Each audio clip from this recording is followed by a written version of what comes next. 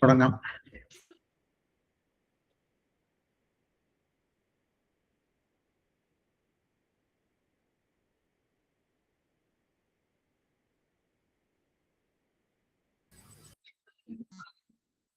എല്ലാവർക്കും നമസ്കാരം. TVSRCയുടെ ആഭിമുഖ്യത്തിൽ നടത്തുന്ന ശ്രീ ലളിതാ സഹസ്രനാമ പഠന ക്ലാസ്സിലേക്ക് എല്ലാവർക്കും സ്വാഗതം. പ്രത്യേകിച്ച് ആചാര്യൻ ശ്രീ കാരടി മാധവൻ നമ്പൂതിരി അവർക്ക് ശ്രോതാക്കളായിട്ടുള്ള എത്തിയിട്ടുള്ള എല്ലാവർക്കും സ്വാഗതം. തുടങ്ങാം.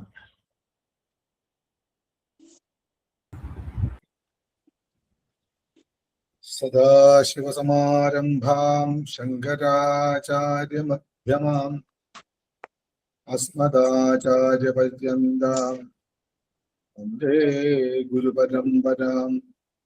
ശ്രുതിസ്മൃതിപുരാണാനാമാലയം കരുണാലയം നമാമി ഭഗവത്പാദം ശങ്കരം ലോകശങ്കരം.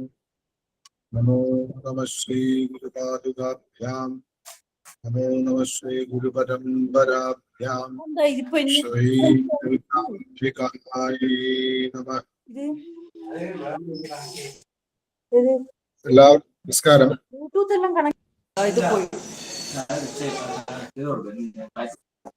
ഇനി വേണ്ട, ഞാൻ പോവുക. ഇതങ്ങെടുത്ത് അടച്ചു വെച്ചിട്ട് പോട്ടെ.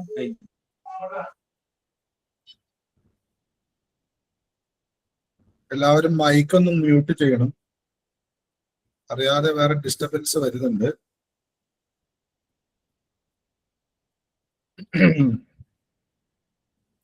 എല്ലാവർക്കും നമസ്കാരം.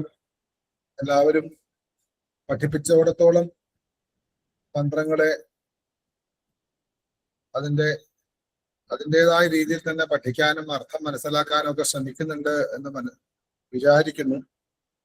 ലളിതാ സഹസ്രനാമത്തിന്റെ തുടക്കം മുതൽ അമ്മയുടെ ആ നടത്തം വരെ നമുക്ക് ഈ മറ്റൊന്നുമില്ലെങ്കിലും അമ്മേ നാരായണ ജപിച്ചുകൊണ്ടോ സർവമംഗളമംഗല്യം ജപിച്ചുകൊണ്ടോ കണ്ണടച്ച് ആ ഭാവം മുഴുവൻ അങ്ങനെ ആ മന്ത്രം ശ്രീമാതാ ശ്രീ മഹാരാജ്ഞി എന്ന് പറഞ്ഞിട്ട് അതിൽ പറഞ്ഞ അർത്ഥങ്ങളെ സ്മരിച്ചുകൊണ്ട് ചിന്തിച്ചാല് അമ്മയുടെ കേശാദി പാദാന്തം നമുക്ക് ധ്യാനിക്കാൻ പറ്റുന്ന തരത്തിലാണ് അതിന്റെ തുടക്കം. അതെല്ലാവരും ചെയ്യുന്നുണ്ട് എന്ന് വിശ്വസിക്കുന്നു. ഒപ്പം അക്ഷരശുദ്ധി, നമ്മളൊക്കെ പല സ്കൂളുകളിലും പല സ്ഥലത്തൊക്കെ പോയി പഠിച്ച് അക്ഷരങ്ങൾ ഇന്നതാണെന്ന് ആ കൊച്ചുകുട്ടിക്കാലം തൊട്ട് തന്നെ തലയിൽ കയറിയത് കൊണ്ട് ശരിയായിട്ടുള്ള അക്ഷരജ്ഞാനം ചിലപ്പോൾ കിട്ടിയിട്ടുണ്ടാവില്ല. ഇനിയെങ്കിലും ഒരു വിദ്യാർത്ഥി ആ ഒരു ഭാവത്തോടെ ഇരുന്നു കൊണ്ട് ഓരോ അക്ഷരങ്ങളെയും ഒന്ന് പഠിക്കാൻ ശ്രമിക്കാം. എന്തായാലും കഴിഞ്ഞ ദിവസം 21 ശ്ലോകം വരെ എടുത്തു. 54 മന്ത്രങ്ങൾ വരെ കഴിഞ്ഞ ദിവസം കണ്ടു. സ്വാധീനവല്ലഭ, ശിവകാമേശ്വരംഗസ്ഥ ഇത് കഴിഞ്ഞിട്ട് ശിവാസ്വാധീനവല്ലഭ, വല്ലഭൻ, ഭർത്താവിന് സ്വാധീനമായവൾ. ഭർത്താവിന് സ്വാധീനമായവൾ എന്നെടുക്കാം, ഭർത്താവ് സ്വാധീനമായവൾ എന്നും എടുക്കാം. അവിടെ രണ്ടും രണ്ടല്ല. അവിടെ ശിവനും ശക്തിയും രണ്ടാണെന്ന് വിചാരിക്കുമ്പോൾ നമ്മൾ ഇന്നത്തെ കാലത്തെ ഒരു കുടുംബ അന്തരീക്ഷമൊക്കെ ചിന്തിച്ചുകൊണ്ട് ഭാര്യ പറയുന്ന കേൾക്കുന്ന ഭർത്താവ്, ഭർത്താവ് പറയുന്ന കേൾക്കുന്ന ഭാര്യ, അങ്ങനെയൊന്നുമില്ല. വേദവും തന്ത്രവും ദേവി ശിവന് ഉപദേശിച്ചതും ശിവൻ ദേവിക്ക് ഉപദേശിച്ചതായിട്ടാണ് ആഗമ നിഗമങ്ങൾ തന്നെ പറയുന്നത്. അപ്പൊ രണ്ടുപേരും ഗുരുക്കന്മാരാണ്. തന്ത്രശാസ്ത്രത്തിൽ ശ്രീവിദ്യാ സമ്പ്രദായത്തില് ശ്രീവിദ്യ ഉപദേശത്തിന് ഏറ്റവും ഗൗരവമായിട്ട് പറയുന്ന ഒരു സ്ത്രീ ഗുരുവായാൽ, ഇപ്പൊ രാമേശ്വരർക്ക് ഭൈരവി ബ്രാഹ്മണി ഗുരു ആയതുപോലെ പിന്നെ ഒന്നും നോക്കണ്ടെന്നാണ്. സാക്ഷാൽ ദേവി തന്നെ വന്ന് ശ്രീവിദ്യ തന്നതുപോലെയാണ്. അങ്ങനെ കിട്ടാൻ ബുദ്ധിമുട്ടാണ്. ആംഭ്രണ മഹർഷിയുടെ പത്നി ആംഭ്രണി സ്വയം ദേവിയായിട്ട് ഇരുന്നിട്ട് സ്തുതിച്ച ആംഭ്രണി സൂക്തം വേദത്തിലുള്ളതാണ്. അപ്പൊ സ്ത്രീകൾക്ക് താഴ്മയോ അല്ലെങ്കിൽ ഭർത്താവിനേക്കാളും മുകളിൽ അങ്ങനെയൊന്നും അല്ല. ഫിമെയിൽ മെയിൽ എന്ന് വെച്ചാൽ ശിവനും ശക്തിയും അല്ലെ. ശിവശക്രിയാത്മകം വിദ്ധി ജഗത് ഏതച്ചരാചരം. ഈ പ്രപഞ്ചത്തിലെ എല്ലാം ചരിക്കുന്നതും ചരിക്കാത്തതുമായ എല്ലാം തന്നെ ശിവനും ശക്തിയും ചേർന്നതാണ്. ശരീരം മാത്രം ഉണ്ടായിട്ട് കാര്യമില്ല, അതിൻ്റെ ഉള്ളിൽ ജീവൻ വേണം. ജീവൻ മാത്രം ഉണ്ടായിട്ട് കാര്യമില്ല, അതിന് വസിക്കാൻ ശരീരം വേണം. രണ്ടും തുല്യ പ്രാധാന്യമാണ്. അതുകൊണ്ട് ഇവിടെ സ്വാധീനവല്ലഭ എന്ന് പറഞ്ഞാൽ ഇവിടുത്തെ ശരിയായ അർത്ഥം ദേവിയെ അത്രയും ഉയർന്ന, അത്ര സ്നേഹം എന്നൊക്കെ പറഞ്ഞാൽ കുറഞ്ഞു പോകും. കാണുന്ന ഭർത്താവ് സ്വാധീനയായവൾ. അവിടെ ഒരുപാട് അർത്ഥങ്ങൾ ചിന്തിക്കാം. ദേവിയുടെ ശിഷ്യനാണ് ശരിക്കും ശിവൻ. ശിവന്റെ ശിഷ്യയാണ് ദേവി. ഒരുപാട് പുരാണങ്ങളിലും പല കാര്യങ്ങളിലും ഒക്കെ ഇത് പറയുന്നുണ്ട്. എങ്കിലും ലളിതാ സഹസ്രനാമത്തില് ഇവിടെ ശിവനും ശക്തിയും എന്ന് പറയുന്ന രണ്ടൊരു തലത്തെ കുറിച്ച് പറയുമ്പോൾ നമ്മൾ ഉദ്ദേശിക്കുന്ന സാധാരണ ഓ നമഃശിവായ എന്ന രീതിയിൽ പാർവതി പരമേശ്വരൻ ഉമാമഹേശ്വരൻ എന്ന രീതിയിൽ ചിന്തിക്കുന്ന ഒരു ശിവഭാവമോ ഒരു ശക്തിഭാവമല്ല. അതെല്ലാം ഓരോരോ ബ്രഹ്മാണ്ടത്തിലുമുണ്ട്. നമ്മൾ ആദ്യം കണ്ടിരുന്നു സേവാർത്ഥമാകതാസ്തത്ര ബ്രഹ്മാണി ബ്രഹ്മകോടയ അല്ലെ, ഗൗരീകോടി സമേതാനാം രുദ്രാണാമന്റെ കോടയാന്ന് കണ്ടിരുന്നു. അപ്പൊ കോടി കോടി രുദ്രന്മാരുണ്ട് കോടി ബ്രഹ്മാണ്ടങ്ങളില്. അവിടെയൊക്കെ രുദ്രാണിമാരുണ്ട്. അപ്പൊ ശിവനും ശക്തിയും ബ്രഹ്മാവും ബ്രഹ്മാണിയും വിഷ്ണുവും ലക്ഷ്മിയും ഒക്കെ സൃഷ്ടി സ്ഥിതി സംഹാരങ്ങൾ എവിടെയുണ്ടോ അതിന്റെ ഓരോരോ ബ്രഹ്മാണ്ടത്തിലുണ്ട്. ഇവിടുത്തെ ലളിതാ പരമേശ്വരിയെ കുറിച്ച് പറയുന്നത് ഈ ബ്രഹ്മാണ്ടങ്ങൾക്ക് മുഴുവനും ഉപരിയായിട്ട് ഉള്ള, ഇതിനെ മുഴുവനും നയിക്കുന്ന, എന്നാൽ ഒന്നും ചെയ്യാതിരിക്കുന്ന എല്ലാവരുടെയും അച്ഛനും അമ്മയായിട്ടുള്ള ശിവനും പാർവതിയെ കുറിച്ചിട്ടാണ് പറയുന്നത്, ഓർക്കണം. അപ്പൊ അവിടെ ശിവനില്ലാതെ ശക്തിയില്ല, ശക്തിയില്ലാതെ ശിവനും ഇല്ല. അതിന്റെ പ്രകടീകൃത ഭാവമാണ് ഇക്കാണുന്ന കോടാനുകോടി ബ്രഹ്മാണ്ടങ്ങളും അതിലെ ബ്രഹ്മവിഷ്ണു മഹേശ്വരന്മാരെല്ലാം. അങ്ങനെ കോടാനുകോടി ബ്രഹ്മവിഷ്ണു മഹേശ്വരന്മാരും സപത്നിമാരോടുകൂടി വന്നിരിക്കുമ്പോഴാണ് ആ വേദിയിൽ വെച്ചിട്ടാണ്, അമ്മയുടെ ആ വീട്ടിൽ വെച്ചിട്ടാണ്, രാജകൊട്ടാരത്തിൽ വെച്ചിട്ടാണ് ലളിതാ സഹസ്രനാമത്തിന്റെ ഉദ്ഭവം തന്നെ. ഇവിടെ പറയുന്നത് വല്ലഭ, സ്വാധീന വല്ലഭ, ഭർത്താവ് സ്വാധീനമായിരിക്കുന്നവൾ, ഭർത്താവ് സ്വാധീനമായവൾ എന്ന് വെച്ചാൽ തന്ത്രത്തിന്റെ രീതിയിൽ പോയാൽ ആ ശരീരം കൊണ്ട് ഈ ജീവന് ഗുണം കിട്ടിയെന്ന് അർത്ഥം. അവിടെയൊക്കെ ഒരുപാട് യോഗമാർഗങ്ങളൊക്കെ പറയണം. ഞാൻ തൽക്കാലം ഇതിന്റെ അർത്ഥങ്ങൾ പറഞ്ഞു പോവാ, തെറ്റാതിരിക്കാൻ പഠിക്കുക. പിന്നെ വളരെ കാര്യമായിട്ട് ഇതിനെക്കുറിച്ച് പറയേണ്ട ഒരു അവസ്ഥ വന്നു കഴിഞ്ഞാൽ ബ്രഹ്മാണ്ഡ പുരാണം തുടങ്ങിയിട്ടുള്ളതൊക്കെ എടുത്ത് വ്യാഖ്യാനിക്കേണ്ടത്. സഹസ്രനാമം തീരില്ല. എങ്കിലും നമുക്ക് തൽക്കാലം അക്ഷരസ്ഫുടതയോട് ചൊല്ലാനും സാമാന്യമായിട്ടും അർത്ഥം മനസ്സിലാക്കാനും ഇങ്ങനെയും അർത്ഥങ്ങളുണ്ട് എന്ന് മനസ്സിലാക്കി പോവാനേ പറ്റൂ. മറ്റത് ശരിക്ക് റെഫർ ചെയ്ത് കൃത്യമായിട്ട് എന്താ പറയണ്ടേ, ശ്ലോകം പറഞ്ഞ് വ്യാഖ്യാനിച്ച് പറഞ്ഞു പോയാൽ ബ്രഹ്മാണ്ഡ പുരാണം മുഴുവനും അത് വ്യാഖ്യാനിക്കുമ്പോഴത്തേക്കും ഈ പറയുന്ന രുദ്രയാമളം തുടങ്ങിയിട്ടുള്ള അനവധി ശാസ്ത്ര ഗ്രന്ഥങ്ങളെ വ്യാഖ്യാനിച്ച് കോട്ട് ചെയ്ത് നിങ്ങൾ മനസ്സിലാക്കി തരേണ്ടി വരും. അതിനൊന്നും ആവശ്യമില്ല. അമ്മേന്ന് വിളിച്ചാൽ മതി, കേൾക്കും. ഈ സ്വാധീനവല്ലഭ എന്ന് പറയുന്ന അവസ്ഥ അവനവന്റെ ശരീരത്തിൽ തന്നെയാണ്. വല്ലഭൻ എന്ന് പറഞ്ഞാൽ ഈ ശരീരമാണ്, ഭരിക്കുന്നവനാണ്. ഈ ജീവനെ ഭരിക്കുന്നതാണ് ഈ ശരീരം. ജീവനെ കൊണ്ടു നടക്കാണ്. തലമുടി മുതൽ കാലിന് നഖം വരെയുള്ള എല്ലാ വസ്തുക്കളെ കൊണ്ടും എല്ലാ അവയവങ്ങളെ കൊണ്ടും ഒരു തരത്തിലും ഈ ശരീരത്തിൽ നിന്ന് ജീവൻ വിട്ടുപോവാതിരിക്കുന്ന രീതിയിൽ പരിരക്ഷിച്ചുകൊണ്ട് പോവുകയാണ്. അങ്ങനെ പോയി അവസാനം ഈ ശരീരം സമ്പൂർണമായിട്ടും ശക്തിക്ക് അധീനമാകുമ്പോൾ അവിടെയാണ് മോക്ഷം അല്ലെങ്കിൽ പരമഹംസ പദം. അവിടെയാണ് ശരിക്കും ഈ ശരീരത്തിന് പുണ്യത വരിക. അപ്പോഴാണ് സമാധി, മഹാസമാധി, നിർവികൽപ്പ സമാധി, സവികൽപ്പ സമാധി എന്നൊക്കെ പറയുന്നത്. അപ്പൊ ഈ ശക്തി, അതിന് തന്ത്രത്തിലെ കുണ്ടലിനി എന്ന് പറയും, പെൺപാമ്പ് ആൺപാമ്പ് എന്ന് പറയും. അത് തന്നെയാണ് പടിയാറും കടന്ന് അവിടെ ചെല്ലുമ്പോൾ ശിവനെ കാണാവും ശിവശംഭോ. മൂലാധാര സ്വാധിഷ്ഠാന മണിപൂരക അനാഹത വിശുദ്ധി ആജ്ഞ എന്നുള്ള 6 പടികൾ കടന്ന് സഹസ്രതല പത്മത്തിൽ എത്തുമ്പോഴാണ് ഈ ശക്തിക്ക് ശിവനുമായിട്ട് യോജിപ്പെടും. അത് ലളിതാ സഹസ്രനാമത്തിന് ഇനി വരുന്ന പല ഭാഗങ്ങളിൽ അത് കൃത്യമായിട്ട് കുറച്ചും കൂടെ വിശദമായിട്ട് നമുക്ക് മനസ്സിലാക്കാം. ഈ ശരീരത്തെ ജീവന് കൺട്രോൾ ഉണ്ടോ എന്ന് വെച്ചാൽ ജീവനുണ്ടെന്നല്ലാതെ ശരീരമാണ് ജീവനെ ഭരിക്കുന്നത് തോന്നിപ്പോകും. പക്ഷെ ജീവനില്ലെങ്കിൽ ഭരിക്കാനൊന്നും പറ്റില്ല. പരസ്പര പൂരകമാണ്. അപ്പൊ സമ്പൂർണമായിട്ടും ഈ കോടാനുകോടി ബ്രഹ്മാണ്ഡമാകുന്ന ഈ പ്രപഞ്ചത്തെ സ്വാധീനമാക്കിയവൾ. എവിടെയാണോ ശിവം എന്നുള്ള ഭാവമുള്ളത് അതിനെ മുഴുവനും നയിക്കുന്ന ശക്തി സ്വാധീന വല്ലഭ എന്ന അർത്ഥം എടുക്കണം. സാധാരണ പുരാണത്തിന്റെ രീതി എടുത്താൽ ഒരുപാട് കഥകളിൽ അങ്ങനെ പറയുന്നുണ്ട്. ഒരു ചെറിയ നോട്ടം കൊണ്ടാണ് അത് ഇനി കഞ്ഞി വരുന്നുണ്ട്. ആ അമ്മയുടെ കടക്കണ്ണ് ഒരു ചെറിയ നോട്ടം കൊണ്ട് ശിവൻ അരിഞ്ഞുപോയി എന്ന് പറയുന്ന മന്ത്രമൊക്കെ ഇതിലുണ്ട്. അപ്പൊ അവിടെ പറയാൻ കാരണം അത്രയ്ക്കും അമ്മയുടെ ആ ശൃംഗാരഭാവം, അമ്മയുടെ സൗന്ദര്യം പറഞ്ഞു അമ്മ എവിടെയാണ്? ശിവന്റെ മടിത്തട്ടിലാണ് എന്ന് പറയുമ്പോ ശിവൻ സ്വാധീനമായി. കാരണം അത്രയും ഇഷ്ടത്തോടു കൂടി ഭർത്താവ് മടിയിൽ ഇരുത്തണമെങ്കിൽ ആ അടിയറവ് പറഞ്ഞിട്ടുണ്ടാവണം, അല്ലെ? അല്ലെങ്കിൽ ഇരുത്തൂ എന്ന് വേണമെങ്കിൽ സാധാരണ രീതി ചിന്തിക്കാം. അങ്ങനെ ശിവാ സ്വാധീന വല്ലഭ, ആ മടിയിൽ ഇരിക്കുന്നു എന്ന് പറയുന്നത് കാമേശ്വരാംഗസ്ഥാം എന്ന് പറയുന്നതൊക്കെ അനവധി വളരെ കാര്യമായിട്ട് വ്യാഖ്യാനിച്ചാലേ അതിന്റെ എനിക്ക് ഇന്നർ മീനിങ് മനസ്സിലാകും. അത് കുറച്ച് നമ്മൾ വായിച്ച് അല്ലെങ്കിൽ അർത്ഥം മനസ്സിലാക്കി വരുമ്പോൾ ഏകദേശമൊക്കെ സ്വയം തോന്നും. ഇല്ലെങ്കിൽ ഒരു ഗുരു നമുക്ക് ലഭിക്കും, അത് കൃത്യമായിട്ട് നമുക്കത് മനസ്സിലാക്കി തരും. കാരണം നമ്മൾ ഈ പഠിക്കുന്നതും പഠിക്കാൻ ആഗ്രഹിക്കുന്നതും ഒക്കെ ഈ പ്രപഞ്ചത്തിലാണ്. അത് കഴിഞ്ഞ് 55-ാമത്തെ മന്ത്രം മുതൽ 58-ാമത്തെ മന്ത്രം, 55, 56, 57, 58 4 മന്ത്രങ്ങൾ ചേർന്നതാണ് 22-ാമത്തെ ശ്ലോകം. ചൊല്ലാം.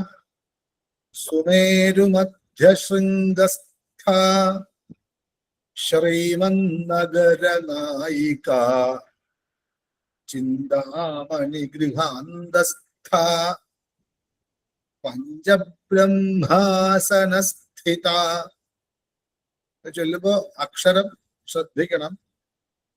ഇവിടെ സുമേരുമധ്യശൃംഗസ്ഥ ശ്രീമന്നഗരനായിക ചിന്താമണി ഗൃഹാന്തസ്ഥ പഞ്ചബ്രഹ്മാസനസ്ഥിത. ഇതിൽ ആദ്യത്തെ മന്ത്രം സുമേരു മധ്യശൃംഗസ്ഥാന. ഇവിടെ ഒരു പാഠഭേദമുണ്ട്. ചില സഹസ്രനാമങ്ങളില് അല്ലെങ്കിൽ ചില ആചാര്യന്മാർ ചൊല്ലുന്നതെല്ലാം സുമേരു ശൃംഗ മധ്യസ്ഥ എന്ന് പറയും. തെറ്റൊന്നുമില്ല. സുമേരു ശൃംഗ മധ്യസ്ഥ. ഇവിടെ സുമേരു മധ്യശൃംഗസ്ഥ കുറച്ചും കൂടി ബ്രഹ്മാണ്ഡ പുരാണമായിട്ട് അല്ലെങ്കിൽ അമ്മയുടെ വാസസ്ഥാനമായിട്ടുള്ള പ്രമാണങ്ങളെ വെച്ച് നോക്കുമ്പോൾ സുമേരു മധ്യശൃംഗസ്ഥ തന്നെയാണ് ശരി. ചില ഗ്രന്ഥങ്ങളിൽ സുമേരു ശൃംഗ മധ്യസ്ഥ എന്നുണ്ട്. ഒന്ന് സുമേരുവിന്റെ മധ്യത്തിലുള്ള ശൃംഗത്തിൽ ഇരിക്കുന്നവൾ, മറ്റത് സുമേരുവാകുന്ന ശൃംഗത്തിന്റെ മധ്യത്തിലിരിക്കുന്നവൾ. തെറ്റൊന്നുമില്ല. പക്ഷെ കുറച്ചും കൂടെ ക്ലാരിഫിക്കേഷൻ സുമേരു മധ്യശൃംഗസ്ഥാന. അത് അതിന്റെ തൽക്കാലമുള്ള വ്യാഖ്യാനം നമ്മൾ കേട്ട് കഴിയുമ്പോൾ മനസ്സിലാവും. അവിടെ ചൊല്ലുമ്പോ സുമേരു പിന്നെ മധ്യ, ആ അധ്യ വരണം, മധ്യ പോരാ. പിന്നെ ശൃംഗ അല്ല, സകാര അല്ല, ശിവന്റെ ഷായാണ്, ശൃംഗമാണ്. ശൃംഗമാവരുത്, ഗണപതിയുടെ ഗായാണ്. അപ്പൊ ശൃംഗ എന്ന് പറയരുത്, ശൃംഗ. ഇതെന്താ അങ്ങനെ പറയാൻ കാരണം ആ മന്ത്രം അതിനൊക്കെ വലിയ മന്ത്രസ്പന്ദനത്തിൻ്റെതായ കാര്യങ്ങൾ ഉള്ളതുകൊണ്ടാണ് അക്ഷരങ്ങൾ തെറ്റരുത് എന്ന് പലപ്പോഴും പറയാറുള്ളത്. അപ്പൊ സുമേരു മധ്യശൃംഗസ്ഥ. ഇവിടെ അമ്മയെ കുറിച്ച് പറയുന്നത് സ്ഥ എന്നാണ്. ശിവകാമേശ്വരാംഗസ്ഥ എന്ന് പറഞ്ഞു കഴിഞ്ഞു അല്ലെ. ശിവനായിരിക്കുന്ന കാമേശ്വരൻ. കാമേശ്വരൻ ഒരുപാട് കാമേശ്വരന്മാരുണ്ടാവാം അല്ലെ. കാമത്തെ അടക്കിയവരുണ്ടാവാം. പക്ഷെ അമ്മ അവരുടെ ഒന്നും മടിയിലല്ല, അതൊക്കെ അമ്മയുടെ മക്കളാണ്. പക്ഷെ അമ്മ ഇരിക്കുന്നത് ശിവനാകുന്ന കാമേശ്വരന്റെ മടിയിലേ ഇരിക്കും. അതുകൊണ്ട് ശിവകാമേശ്വരൻ എന്ന് പ്രത്യേകം വശിന്യാദി വാക്ക്. അത് കാമേശ്വരാംഗസ്ഥ എന്ന് വെച്ചാൽ പല തെറ്റിദ്ധാരണ ഉണ്ടാവും. സാക്ഷാൽ ശിവനാണ്. ആ ശിവൻ കാമേശ്വര ഭാവത്തിൽ ഇരിക്കുമ്പോഴാണ്, അല്പം പോലും കാമമില്ലാതിരിക്കുമ്പോഴാണ് ആ മടിത്തട്ടി പോയിരിക്കുക. അതുകൊണ്ട് അമ്മ കാമേശ്വരിയായി. ഇവിടെ അത് പറഞ്ഞ ശിവന്റെ മടിയിലാണല്ലോ, കാമേശ്വരന്റെ മടിത്തട്ടിൽ ഇരിക്കുന്നു എന്ന് പറഞ്ഞിട്ട് ഇതെവിടെ ഇരിക്കുന്നു, വീണ്ടും ഇരിക്കുകയാണോ എന്ന് തോന്നാൻ, തെറ്റിദ്ധരിക്കാം. അതിന്റെ ആവശ്യമില്ല. കാരണം എന്താ? സ്ഥ ഇരിക്കുന്നവൾ. ശൃംഗസ്ഥ. ശൃംഗം ഇത കൊടിമുടി.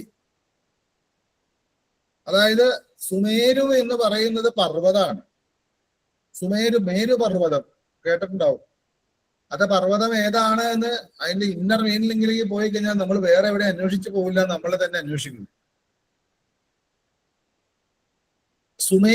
മേരു പർവ്വതത്തിന്റെ ശൃംഗം ഏറ്റവും ഉയർന്ന സ്ഥാനത്ത് അമ്മ ഇരിക്കുന്ന. ശൃംഗം എന്ന് വെച്ചാൽ കൊടിമുടി, അല്ലെങ്കിൽ അതിൽ നിന്ന് പുറപ്പെട്ട മറ്റ് ഏറ്റവും ഔന്നത്യമുള്ള സ്ഥലം, അതിന്റെ ഏറ്റവും മോൾ ഭാഗം എന്നൊക്കെ എടുക്കാം. കൊടുമുടി എന്നാണ് പറയേണ്ടത്.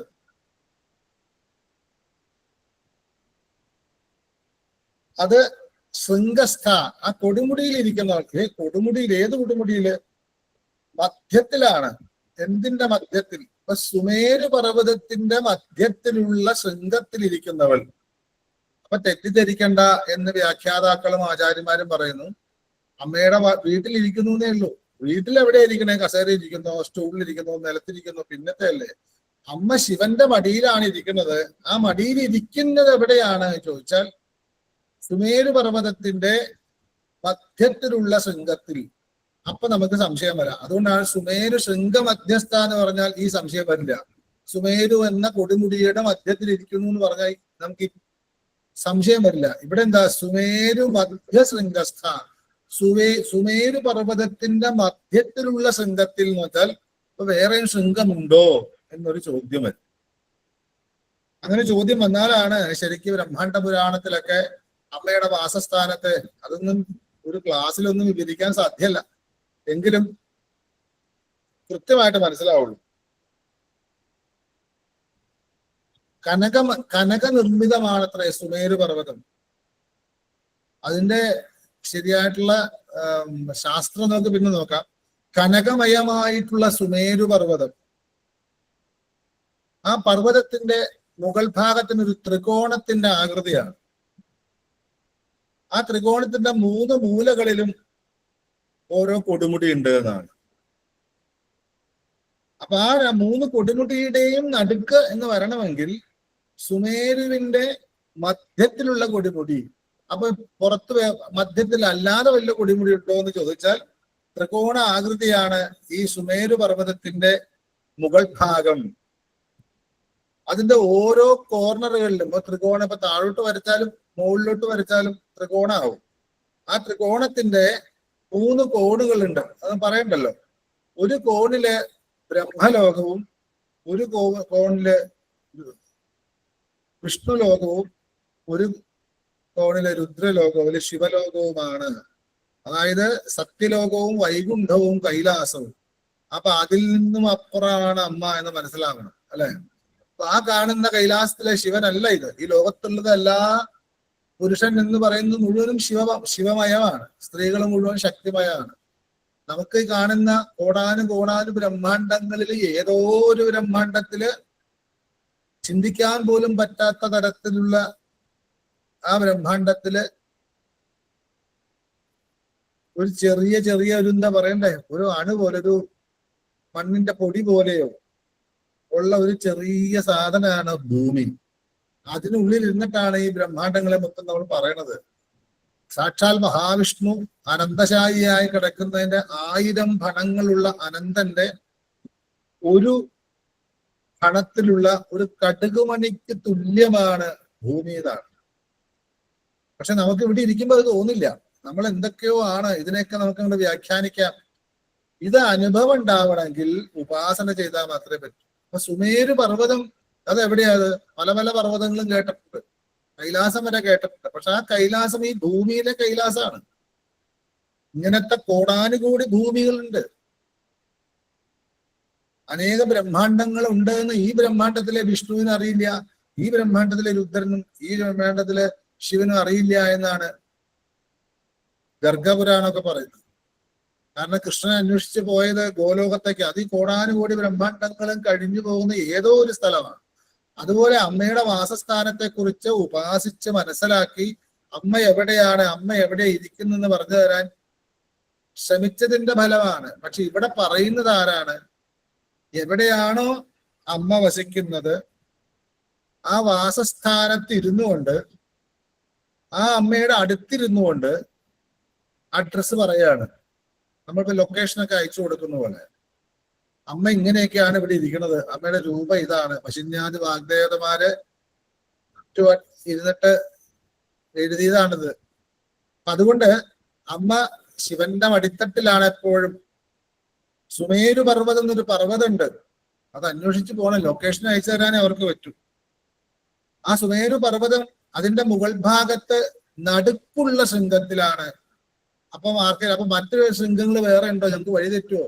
അതുണ്ട്. അത് ഒന്നിലേക്ക് പോയാൽ ബ്രഹ്മലോകം, ഒന്ന് വിഷ്ണു ലോകം, ഒന്ന് രുദ്രലോകത്തേക്ക് പോകാം, കുഴപ്പമൊന്നുമില്ല.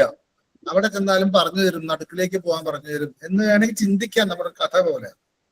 അങ്ങനെ സജയതി സുവർണശൈല സകല ജഗശ്ചക്ര സംഘടിത മൂർത്തി കാഞ്ചന വികുഞ്ചവാടി കന്ദലദമരി പ്രപഞ്ച സംഗീത ഹരിഹയ നൈതിത മാരുത ഹരിതാമന്തേഷു അവസ്ഥിതം തസ്യ വിനുവസ്സാനുഹൃദയം വിധിഹരി ഗൗരീശ വിഷ്ടപാതാരം മധ്യ പുനർമനോഹര രത്നരുചി സ്തവക രഞ്ജിത ദിഗന്തം ഉപരി ചതുശതയോജന ഉത്തുംഗം ശൃംഗപുംഗവം ഉപാസേ എന്ന് ദുർവാസാവ് ചൊല്ലിയിട്ടുണ്ട്. അതായത് ഇത് ലളിതാസ്തവരത്നത്തിലൊക്കെ ഇത് ഗംഭീരമായിട്ട് ബ്രഹ്മാണ്ഡപുരാണത്തിൽ വിവരിക്കുന്നുണ്ട്. അതായത് കനകപർവ്വതം വിജയിക്കട്ടെ, അതായത് സ്വർണമയമായിട്ടുള്ള ഈ മേരുപർവ്വതം വിജയിക്കട്ടെ. അതിന്റെ ശരീരം ഈ പ്രപഞ്ചം തന്നെയാണല്ലോ, ഈ പ്രപഞ്ചം മുഴുവനുമാണ്. അപ്പൊ ഈ സുമേരു എന്ന് വെച്ചാൽ പ്രപഞ്ചം മുഴുവനും ചേർന്ന ഒരു മലയായിട്ട് കണക്കാക്കിയാൽ അത് തന്നെയാണ് സുമേരു എന്നിവിടെ പറയുന്നു. ആ പർവ്വത ശൃംഗങ്ങളിൽ സുവർണ ലതാഗ്രഹങ്ങളിൽ വസിക്കുന്ന ദേവസ്ത്രീകളുടെ സംഗീതത്തിന്റെ അലയടികൾ ഈ പർവ്വത ശിഖരത്തെ മുഴുവൻ മുക്കിക്കളയുന്നുണ്ട്. അതിൽ പ്രപഞ്ചത്തിലെ 4 ദിക്കുകളിലേക്കും വ്യാപിക്കുന്ന 3 കൊട്ടുമുട്ടികളിൽ അതിന്ന് പ്രപഞ്ചത്തിലേക്ക് ഇങ്ങനെ വ്യാപിച്ചു കിടക്കുന്നതാണ്. ആ മല ഇങ്ങനെ കൂർത്ത് കിടക്കുന്ന മാത്രമല്ല, മല ഇങ്ങനെ വ്യാപിച്ചു കിടക്കുകയാണല്ലോ, ഇങ്ങനെ പരന്ന് കിടക്കുകയാണ്.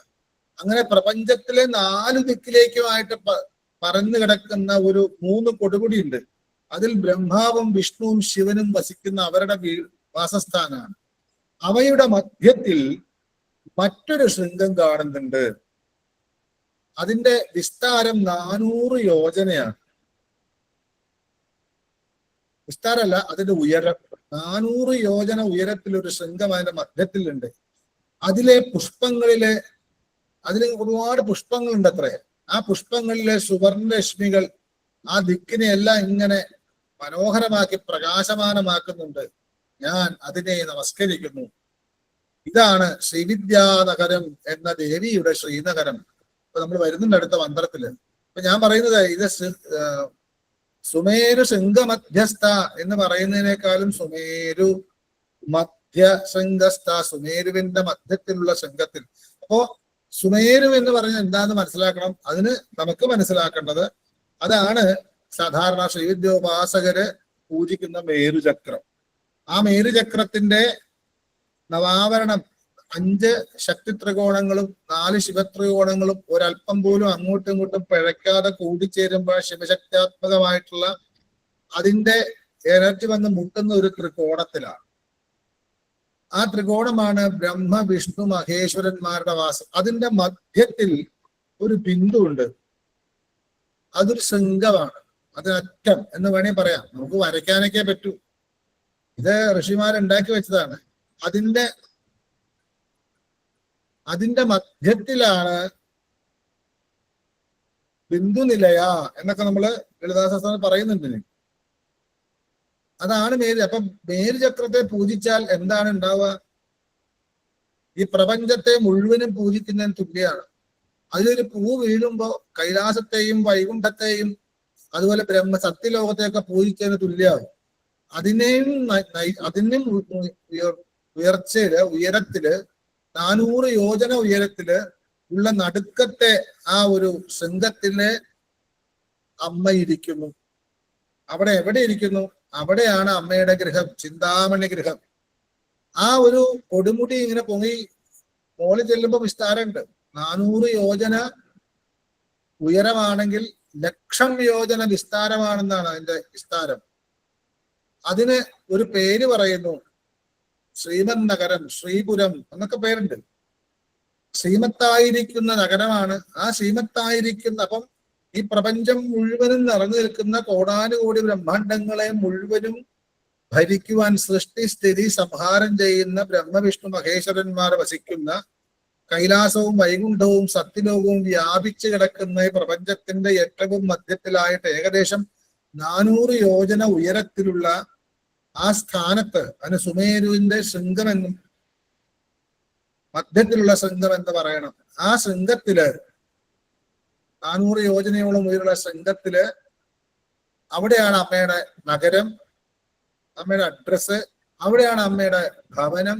ആ ഭവനത്തിൽ സാക്ഷാൽ ശിവനായിരിക്കുന്ന കാമേശ്വരന്റെ അംഗത്തിൽ സ്ഥിതി ചെയ്യുന്നു എന്നാണ് അർത്ഥം. സുമേരു മധ്യശൃംഗസ്ഥ. നമ്മളിപ്പോ എവിടെയാ? തിരുവനന്തപുരത്താണ്. സത്യമാണ് അല്ലെ?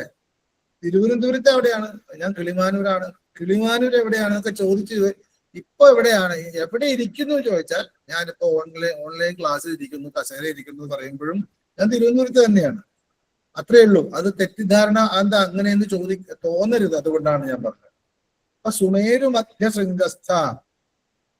സുമേരു മേരുചക്രമാണ്. ആ മേരുചക്രത്തെ കുറിച്ച് പഠിക്കണമെങ്കിൽ ആ മേരുചക്രത്തിന്റെ എന്താണ് 5 ശക്തി ത്രികോണങ്ങളും 4 ശിവത്രികോണങ്ങളും പരസ്പരം സമ്മേളിച്ച് സമന്വയിച്ച് ഒരല്പം പോലും വ്യത്യാസം വരാതെ ഇരിക്കുന്ന ആ ഒരു കൂടിച്ചേരലിന്റെ അവസാനം ഉണ്ടാവുന്ന ഒരു ബിന്ദു, അവിടുന്നാണ് എല്ലാം നിശ്ചയിക്കുന്നത്.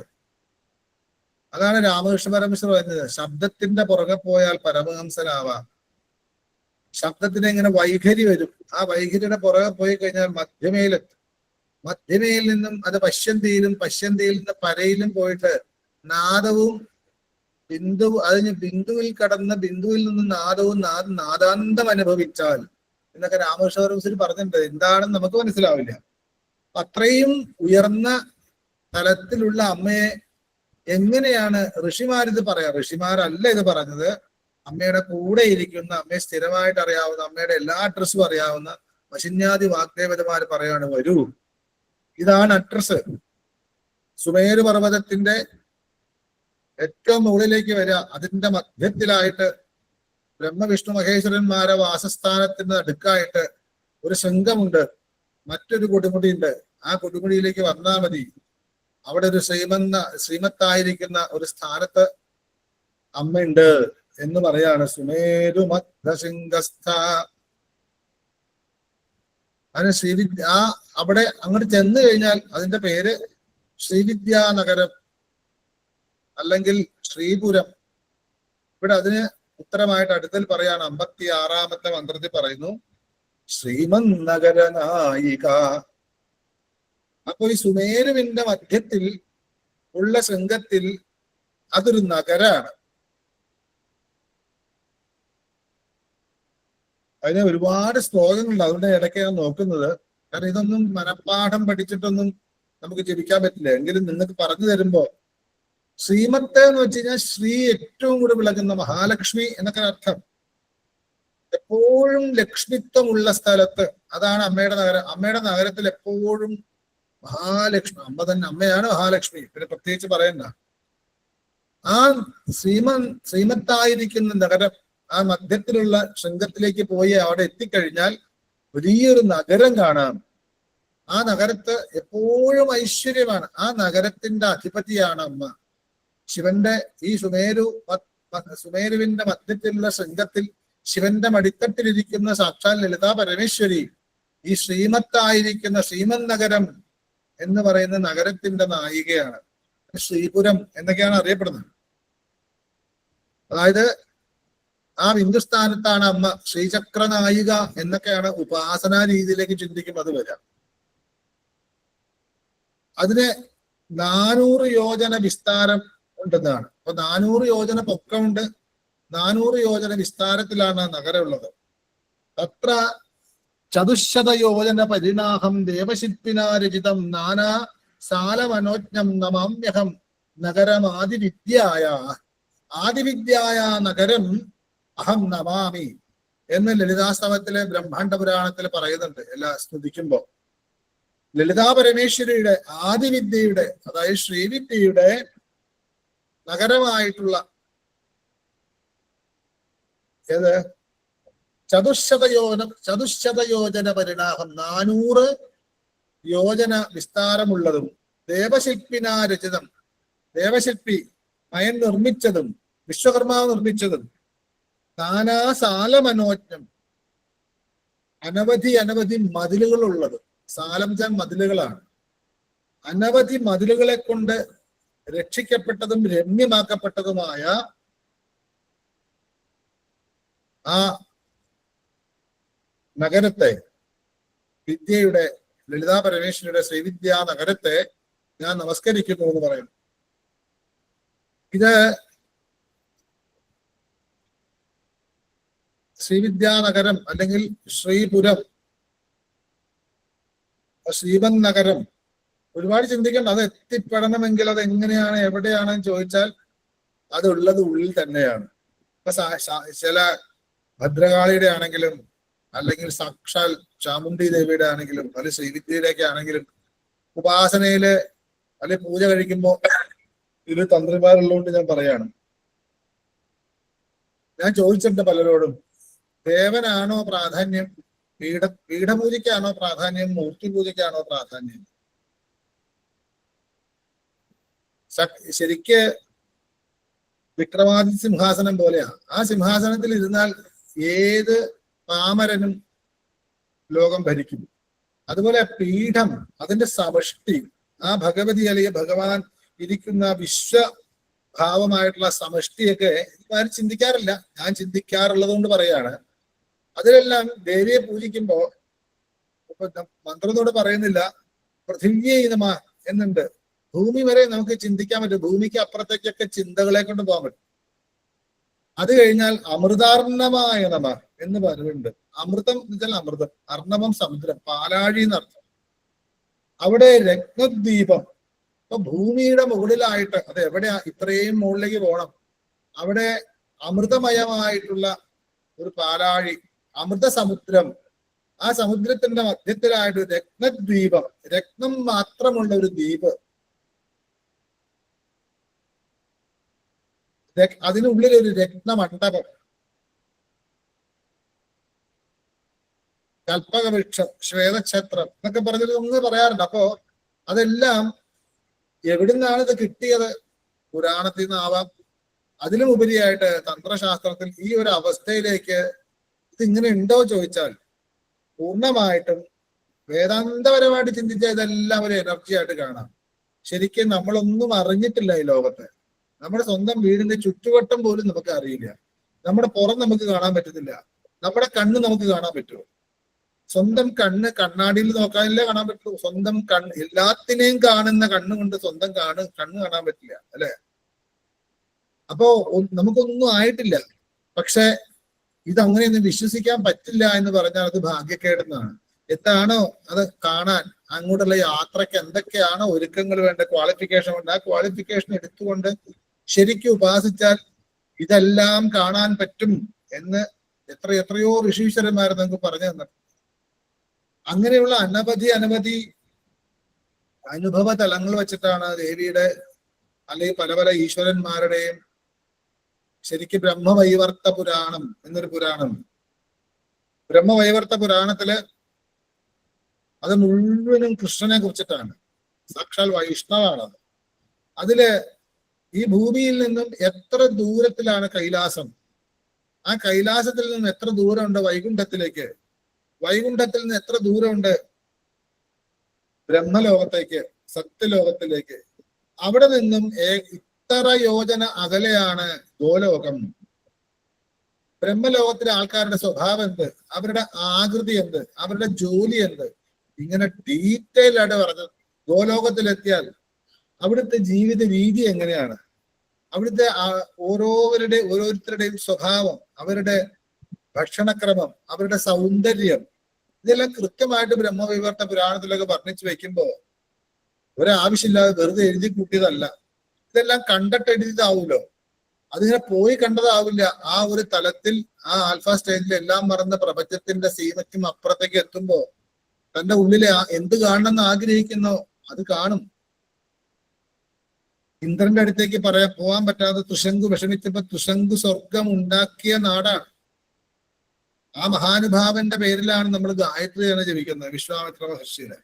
ഞാനിത് പറയുന്നത് ഇതെല്ലാം ചിലപ്പോ ഒരു എന്താ പറയണ്ടേ, ഇങ്ങനെയൊക്കെ ഉണ്ടോ എന്ന് നമുക്ക് തോന്നാം, വിരോധാഭാസമായിട്ട് തോന്നാം. പക്ഷെ ഉണ്ട് എന്ന് വിശ്വസിച്ചുകൊണ്ട് മുന്നോട്ട് പോവാം. കൈലാസത്തിൽ പോയ എത്രയോ പേര്, ഒരാൾ പറഞ്ഞു കൈലാസത്തില് പോവണ്ട വയ്യായിരുന്നു, പക്ഷെ പോയി എൻ്റെ കൂട്ടുകാരന്റെ കൂട്ടുകാരനാണ്. അദ്ദേഹം പോയി കുറച്ച് ചെന്നപ്പം വേറെ എവിടെ എത്തിപ്പെട്ടു, ഏതൊക്കെയോ ദിവ്യ പുരുഷന്മാരെ കണ്ടു, അവിടെ കുറകാലം ജീവിച്ചു, പിന്നെ തിരിച്ചു വന്നു എന്നൊക്കെ പറഞ്ഞിട്ടുള്ള യാത്രാക്കുറിപ്പുകൾ വരെ ഇന്നുണ്ട്. അതൊക്കെ ഒരു ചെറിയ രീതിയിലുള്ള പ്രാക്ടീസ് ആണെങ്കിൽ ലളിതാ പരമേശ്വരി എന്ന് പറയുന്ന പ്രപഞ്ചത്തെ മുഴുവനും നയിക്കുന്ന ആ അമ്മയുടെ നഗരം ശ്രീമത്തായിരിക്കുന്ന നഗരാണ്. അതിനെക്കുറിച്ച് ലളിതോപാഖ്യാനത്തിലും ബ്രഹ്മാണ്ഡ പുരാണത്തിലൊക്കെ വളരെ വിശദമായിട്ട് അവിടെ എന്തൊക്കെയാണുള്ളത്. വിശ്വകർമാവും മയനും ബ്രഹ്മാവിഷ്ണു മഹേശ്വരന്മാരും ഗുഹനും എന്നും ഈശ്വരൻ, എന്നിട്ട് ഈ വിശ്വകർമാവിനോടും മയനോടും കൂടെ പറഞ്ഞ് ബ്രഹ്മാവും വിഷ്ണുവും മയനും സുബ്രഹ്മണ്യനും എല്ലാരും കൂടെ ഉത്തരവിട്ടതാണ് അമ്മയ്ക്ക് ഒരു ആസ്ഥാനമായി 16 നഗരങ്ങളെ നിർമ്മിക്കാൻ പറഞ്ഞു. ആ 16 നഗരങ്ങൾ ചേർന്നതാണ് ശ്രീമൻ നഗരം. അതൊക്കെ ലളിതോപാഖ്യാനം പറ്റുമെങ്കിൽ ബ്രഹ്മാണ്ഡ പുരാണത്തിലെ ലളിതോപാഖ്യാനം എടുത്തിട്ടൊന്ന് വായിച്ചു പഠിക്കുമ്പോൾ ഞാൻ പറയുന്നതിനേക്കാളും കൂടുതൽ മനസ്സിലാവും. അതില് ഈ 16 നഗരങ്ങളുടെ പേരെന്താണ്? പ്രഥമം മേരുപൃഷ്ഠേജ നിഷേധേജ മഹീധര 16, അവിടെയുള്ള 16 നഗരങ്ങളുടെ പേരൊക്കെ ഉണ്ട്. അതിന്റെയൊക്കെ മധ്യത്തിലായിട്ട് അങ്ങനെയുള്ള ആ 16 നഗരങ്ങൾ, ഈ 16 എന്ന് പറഞ്ഞാൽ എന്താണ് എന്നൊക്കെ തന്ത്രത്തിന്റെ ഉപാസനയിലേക്ക് പോയാൽ വേറെ പലതും പറയേണ്ടി വരും. നമുക്ക് എന്തായാലും ഇതിന്റെ സ്ഥൂലപരമായ കാര്യങ്ങളാണ് ചിന്തിക്കേണ്ടത്.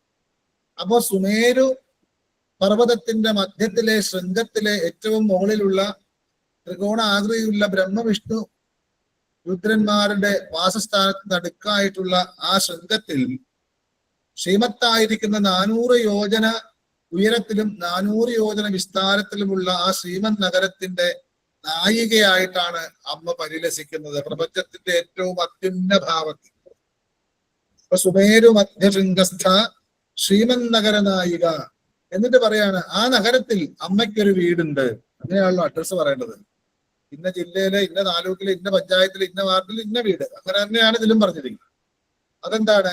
ചിന്താമണി ഗൃഹാന്തസ്ഥ. ഇവിടെയാണ് ആദ്യമായിട്ട് അന്തർജനങ്ങൾ എന്നുള്ളൊരു വിഷയത്തിന്റെയൊക്കെ ശക്തി മനസ്സിലാക്കുക. അപ്പൊ അമ്മ എവിടെ ഇരിക്കുന്ന പറഞ്ഞ ശിവകാമേശ്വരന്റെ മടിയിലാണ്. ശിവകാമേശ്വരന്റെ മടിയിലാണ് ഇരിക്കുന്നത്. ആ ശിവനപ്പൊ എവിടെയായിരിക്കും? ആ ശിവൻ ഈ പറയുന്ന ശ്രീമൻ നഗരത്തിലാണ്. ആ നഗരത്തിൽ എവിടെയാണ്? അവിടെ ഒരു വീടുണ്ട്. ആ അമ്മയുടെ ഗൃഹത്തിന്റെ പേര് ചിന്താമണി ഗൃഹം എന്നാണ്. ആ ചിന്താമണി ഗൃഹത്തിലാണ് അമ്മ ഇരിക്കുന്നത് ശിവന്റെ മടിയിലാണ്. അപ്പൊ സുമേരുവിന്റെ മധ്യത്തിലുള്ള ശൃംഗത്തിൽ ശ്രീമത്തായിരിക്കുന്ന നഗരത്തിൽ ചിന്താമണി എന്നൊരു ഗ്രഹമുണ്ട്. ആ ഗ്രഹത്തിന്റെ അന്തസ്ഥ, അതിന്റെ ഉള്ളിലാണ് ഇരിക്കുന്നത്, ഏറ്റവും ഉള്ളിൽ.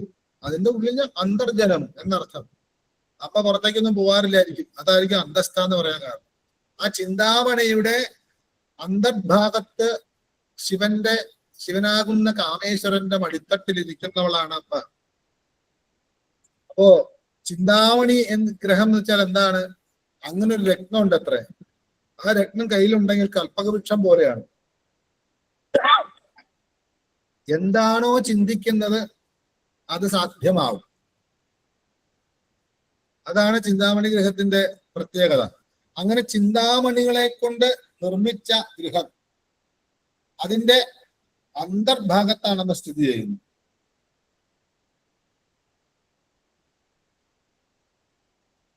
അതിന് രുദ്രയാമളം എന്നൊരു ഗ്രന്ഥമൊക്കെ കിട്ടിയ വായിച്ചാൽ നല്ലതാണ്.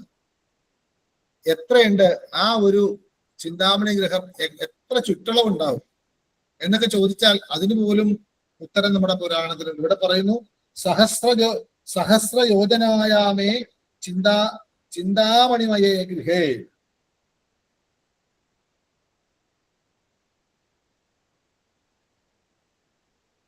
ബ്രഹ്മാണ്ടങ്ങളെ വിട്ട് എത്രയോ അകലെയായിട്ട് സഹസ്രയോജന വിസ്താരം, അതിന്റെ വിസ്താരം ചുറ്റുള്ളത് സഹസ്രയോജനയാണ്. അതിന്റെ പേര് ചിന്താമണി. ആ ഗൃഹത്തിലാണ് അമ്മ വസിക്കുന്നത്.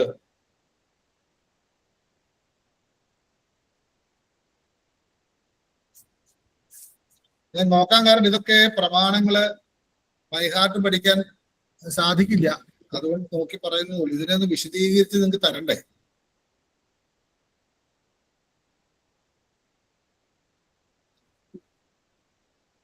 മേരുവിന്റെ വടക്ക് എന്താണ്, തെക്കെന്താണ്, കിഴക്കെന്താണ്, ഏതൊക്കെ വീടുകളാണ് എന്നെല്ലാം ലളിതാസ്തവരത്നം എന്ന് പറയുന്ന ആ ഗ്രന്ഥത്തിൽ ആ ഒരു ദേവിയെ സ്തുതിക്കുന്ന ഭാഗത്ത് പറയുന്നുണ്ട്.